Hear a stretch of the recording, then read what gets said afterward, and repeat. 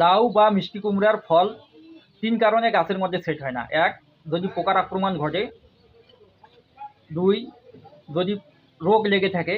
৩, যদি ওই গাছের মধ্যে পরাগায়ন সঠিকভাবে না হয়। এখন বিষয় হচ্ছে, যদি পোকার আক্রমণ ঘটে সেটি কীভাবে বুঝবেন? আপনারা লাউ হোক কুমড়া হোক এভাবে ছিঁড়ে নেবেন। এই ছোটো ফল ছিঁড়ে নিলে দেখা যায় ভেতরে যদি পোকা থাকে, তার জন্য আপনারা ইমিডাক্লোপিড, একটারা অথবা স্পাইক এটি স্প্রে করবেন। আবার যদি এটি রোগের কারণে হয়ে থাকে, তাহলে দেখবেন যে এর মধ্যে কালো কালো দাগ পড়ে গেছে বা বাদামি দাগ পড়ে গেছে, পরবর্তীতে ফলটা পচে যায়। তখন আপনারা কার্বনডাজিম গ্রুপের যে কোনো একটি ছত্রাকনাশক প্রতি লিটারে ১ গ্রাম হারে স্প্রে করবেন। এবং আরেকটা কারণে হয়ে থাকে, সেটা হচ্ছে গাছে যদি ফল সঠিকভাবে পরাগায়ন না হয়, তখন ফল গাছের মধ্যে সেট হয় না। এজন্য আপনারা পরাগায়ন ঠিক বিকালে অথবা আমাদের কৃষ্ণচর অঞ্চলে রসের ঘাটতির কারণেও কিন্তু এই সমস্যা হয়ে থাকে।